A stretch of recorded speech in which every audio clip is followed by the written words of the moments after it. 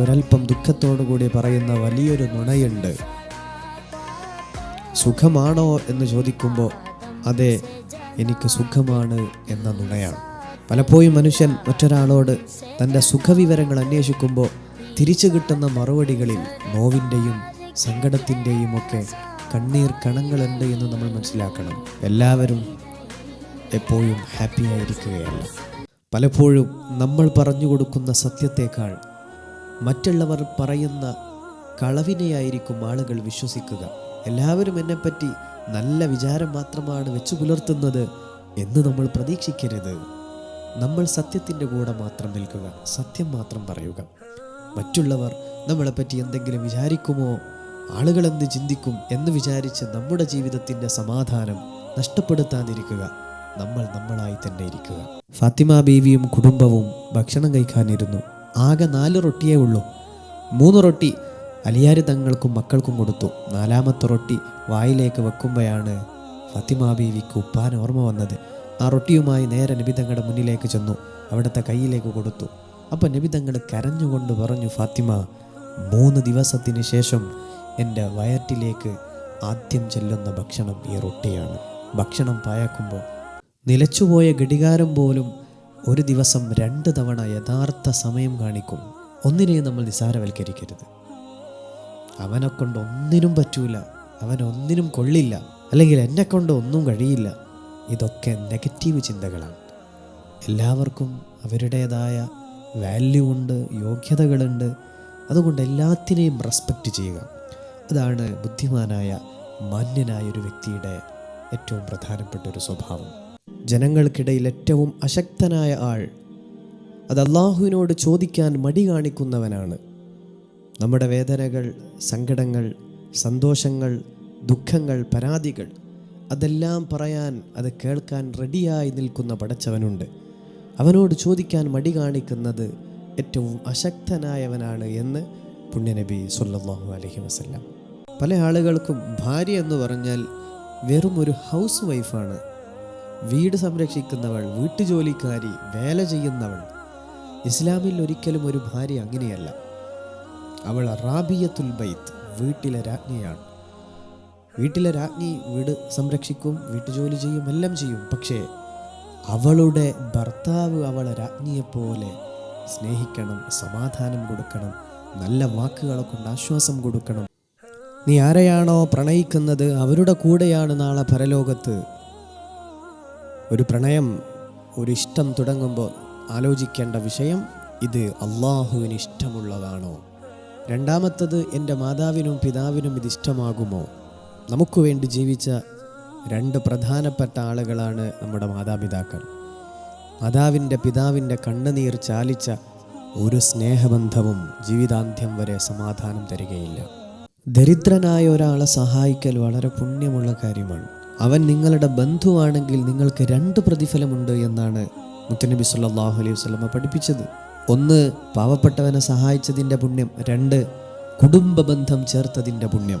ദൂരെയുള്ള പാവപ്പെട്ടവനെ നമ്മൾക്ക് കാണാൻ കഴിയുന്നു, പക്ഷേ നമ്മുടെ കുടുംബത്തിലുള്ള, നമ്മുടെ തൊട്ട് അയൽപക്കങ്ങളിലുള്ള പാവപ്പെട്ടവനെ നമുക്ക് കാണാൻ പറ്റാറില്ല. നമ്മൾ നമ്മുടെ കുടുംബത്തിലെ പാവങ്ങളെ ചേർത്ത് നിർത്താൻ മുന്നോട്ട് വരണം. സ്വന്തം ഫാമിലിക്ക് വേണ്ടി ചെലവഴിക്കുന്ന മുഴുവൻ കാര്യങ്ങളും അത് സ്വതക്കയുടെ പുണ്യം കിട്ടുന്ന കാര്യമാണ്. നബി സല്ലല്ലാഹു അലൈഹി വസല്ലം പറഞ്ഞു, അള്ളാഹുവിൻ്റെ പ്രീതിക്ക് വേണ്ടി ഒരാൾ തൻ്റെ കുടുംബത്തിന് വേണ്ടി ചെലവഴിച്ചു കഴിഞ്ഞാൽ അതെല്ലാം അവന് പുണ്യമാണ്, സ്വതക്കയുടെ കൂലി കിട്ടുന്ന കാര്യമാണ്. വീട് വെക്കുന്നത്, മക്കൾക്ക് വേണ്ട കാര്യങ്ങൾ ചെയ്തു കൊടുക്കുന്നത്, ഭാര്യയെ സംരക്ഷിക്കുന്നത്, എല്ലാം ഇവന് സ്വതക്കയുടെ കൂലി കിട്ടുമെന്ന് നബി സല്ലല്ലാഹു അലൈഹി വസല്ലം. അനാഥ മന്ദിരങ്ങൾ നിറയെ ദരിദ്രരുടെ മക്കളാണ്. എന്നാൽ വൃദ്ധസദനങ്ങൾ നിറയെ സമ്പന്നരുടെ മാതാപിതാക്കളാണ്. സ്വന്തം മാതാപിതാക്കളെ വൃദ്ധസദനത്തിലേക്ക് കൊണ്ടുപോകുമ്പോൾ ഞാനും വൃദ്ധനാവും, എനിക്കും മക്കളുണ്ട്, എൻ്റെ ഉമ്മയും ഉപ്പയും എൻ്റെ അച്ഛനും അമ്മയും അനുഭവിച്ച നോവ് ഞാനും അനുഭവിക്കേണ്ടി വരും, തിരിച്ചടിയില്ലാതെ ഇവിടെ നിന്ന് മരിക്കുകയില്ല എന്ന് മനസ്സിലാക്കുക. പണ്ടാരോ പറഞ്ഞു, അമേരിക്കയിലൊക്കെ കുടിവെള്ളം കുപ്പിയിൽ ലഭിക്കും, അതിന് പൈസ കൊടുക്കണം. പലരും അന്ന് ചിരിച്ചിരുന്നു. കുടിവെള്ളത്തിന് പൈസയോ?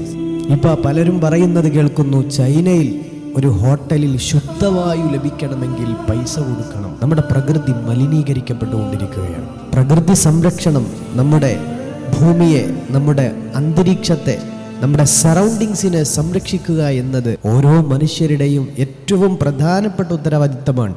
ആരോടും പറയാൻ കഴിയാതെ ഉള്ളിൽ ഒളിപ്പിച്ച ചില ദുഃഖങ്ങളും വിരഹങ്ങളും വേദനകളും ഉണ്ട്. വേദനിക്കരുത്, അള്ളാഹു കൂടെയുണ്ട് എന്നാണ്. അർദ്ധരാത്രി സമയത്ത് ഒന്ന് എഴുന്നേറ്റ് ഒരു മുസല്ല വിരിച്ച് 2 റക്അത്ത് നമസ്കരിച്ച് നാഥനോട് ഉള്ളു തുറക്കുക, പടച്ചവനെ കൂട്ടുകാരനാക്കുക. ബാക്കിയെല്ലാം നഷ്ടപ്പെടും, പക്ഷേ ഒരേ ഒരു സൗഹൃദം സ്വർഗം വരെ കൂടെ ഉണ്ടാകും. അത് അള്ളാഹുമായിട്ടുള്ള സൗഹൃദമാണ്. പടച്ചവനെ കൂട്ടുകാരനാക്കുക. ആ സൗഹൃദത്തിൽ അള്ളാഹു നമ്മളെ പറ്റിക്കില്ല. വേദനിപ്പിച്ചവരോട് പ്രതികാരം ചെയ്യണ്ടേ? ഒരിക്കലും വേണ്ട. വിഷമിപ്പിച്ച ആളുകളോട് പകരം ചോദിക്കണമെന്ന് ആഗ്രഹമുണ്ടോ? ആ ആഗ്രഹവും നല്ലതല്ല. അപ്പം ഞാൻ ഒന്നിനും കൊള്ളാത്തവനായി മാറുമോ? ഒരിക്കലുമില്ല. മൂസ നബി അള്ളാഹുവിനോട് ചോദിച്ചു, റബ്ബേ, നിന്റെ അടുക്കൽ ഏറ്റവും അഭിമാനിയായ പ്രതാപശാലിയായ ആൾ ആരാണ്? അള്ളാഹു മറുപടി പറഞ്ഞു അത്രേ, മൻ ഇദാ ഖദറ ഗഫറ. പ്രതികരിക്കാനുള്ള ശേഷിയുണ്ടായിട്ടും മാപ്പ് ചെയ്തു കൊടുത്തവനാണ്. 2 പേർ മരണപ്പെട്ടു. ഒരാൾ മരണപ്പെട്ടത് വേശ്യാലയത്തിൽ വെച്ചുകൊണ്ടായിരുന്നു, മറ്റേയാൾ പള്ളിയിൽ വെച്ചുകൊണ്ട്. ജനങ്ങൾ പലതും പറഞ്ഞു വരത്തി. ഒന്നാമൻ വേശ്യാലയത്തിലേക്ക് പോയത് അവിടെയുള്ള ആളുകൾ ഉപദേശിക്കാൻ വേണ്ടിയായിരുന്നു. മറ്റേയാൾ പള്ളിയിലേക്ക് പോയത് മോഷ്ടിക്കാൻ വേണ്ടിയായിരുന്നു. ആര് എന്ത് ചെയ്താലും അതിൻ്റെ സത്യാവസ്ഥ മനസ്സിലാക്കാതെ പുറം കണ്ണുകൊണ്ട് വിലയിരുത്താൻ നിന്നാൽ നമ്മുടെ സൽക്കർമ്മങ്ങൾ കൂടി അന്ത്യനാളിൽ അവർക്ക് കൊടുക്കാനേ നമുക്കുണ്ടാവുകയുള്ളൂ. ഒരാളെയും പുറം കണ്ണുകൊണ്ട് വിലയിരുത്താതിരിക്കുക.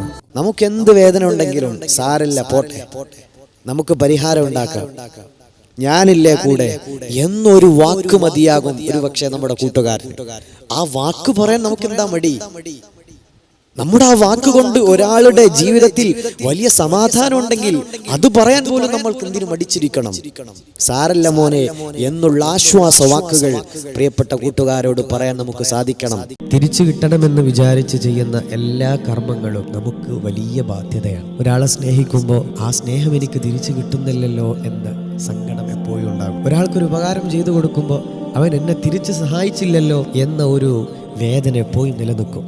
സ്നേഹം അത് തിരിച്ചു കിട്ടിയാലും ഇല്ലെങ്കിലും ഞാൻ എപ്പോഴും തണലൊരുക്കിക്കൊണ്ടിരിക്കും, ഞാൻ എപ്പോഴും സ്നേഹിച്ചു കൊണ്ടിരിക്കും. അങ്ങനെ നമ്മൾ നന്മ ചെയ്യുമ്പോൾ നമ്മുടെ മനസ്സിലുണ്ടാകുന്ന സന്തോഷം, അതാണ് യഥാർത്ഥ സന്തോഷം. ബാക്കിയെല്ലാം നമുക്ക് ബാധ്യതയാണ്. കളവിലൂടെയും വഞ്ചനയിലൂടെയും നമ്മൾ എത്ര വലിയ കൊട്ടാരങ്ങൾ കെട്ടിപ്പൊക്കിയാലും അത് തകർന്നു പോകാൻ അധിക സമയമൊന്നും ആവശ്യമില്ല. സത്യത്തിലൂടെ നേടിയതിന് മാത്രമേ ആയുസുള്ളൂ. കളവിന് ആയുസ് കുറവാണ്. നമ്മൾ എത്ര കള്ളം പറഞ്ഞാലും എത്ര കള്ളത്തരത്തിലൂടെ ജനങ്ങളെ പറ്റിക്കാൻ നോക്കിയാലും ഒരു നാൾ എല്ലാ സത്യങ്ങളും പുറം ലോകം അറിയും. സത്യത്തിനു മാത്രമേ ആയുസുള്ളൂ, അസത്യത്തിന് ആയുസ് കുറവാണ്. അതുകൊണ്ട് സത്യസന്ധരാവുക, സത്യത്തിലൂടെ മാത്രം എല്ലാം നേടിയെടുക്കാൻ ശ്രമിക്കുക. നമ്മളെ ആർക്കും വേണ്ട എന്ന തോന്നൽ, അല്ലെങ്കിൽ നമുക്കിനി ഈ ഭൂമിയിൽ ഒന്നും ചെയ്യാനില്ല എന്നൊരു തോന്നൽ, ഈ 2 തോന്നലുകളും എന്നാണോ നമ്മുടെ മനസ്സിലേക്ക് വരുന്നത് അവിടെ മുതൽ നമ്മൾ മരിച്ചു തുടങ്ങുകയാണ്. എല്ലാ മനുഷ്യർക്കും ഈ ഭൂമിയിൽ ഇടമുണ്ട്. എല്ലാവർക്കും ഈ ഭൂമിയിൽ പലതും ചെയ്യാനുണ്ട്. എല്ലാ കാലവും സങ്കടകരമായി നിലനിൽക്കില്ല. ഒരു നാൾ നമുക്ക് സമാധാനവും സന്തോഷവും ഒക്കെ തിരിച്ചു വരും. പ്രതീക്ഷയോടെ ശുഭാപ്തി വിശ്വാസത്തോടു കൂടി മുന്നോട്ട് പോകും. പരിഹാസം, ഒരാളെ ഇൻസൾട്ട് ചെയ്യുന്നത്, ആളുകളെ മുന്നിൽ വെച്ചുകൊണ്ട് അവഹേളിക്കുക, അത് വലിയ പ്രശ്നമാണ്. ഉമ്മാന്റെ മുന്നിൽ വെച്ച് ഭാര്യയോട് വല്ലാതെ ചൂടാകുക, മക്കളെ മുന്നിൽ വെച്ച് പുതിയാപ്പിളനെ കുറ്റം പറയാ, ഒട്ടുമിക്ക വീട്ടിലും നടക്കുന്ന കാര്യമാണിത്. നമുക്കതിന്റെ സീരിയസ്നെസ് മനസ്സിലാകാത്തോണ്ടാണ്. 3-4 മക്കൾ അവിടെ ഉണ്ട്, ഭക്ഷണം കഴിക്കുന്നുണ്ട്, പുതിയാപ്പിള അപ്പുറത്തുണ്ട്. ഈ മക്കളെ മുന്നിൽ വെച്ചിട്ട് പുതിയാപ്പിള ഇങ്ങനെ ഷൗട്ട് ചെയ്യുക, അല്ലെങ്കിൽ മക്കളെ മുന്നിൽ വെച്ച് സ്വന്തം ഭാര്യ കുറ്റം പറയാ. ഇതൊക്കെ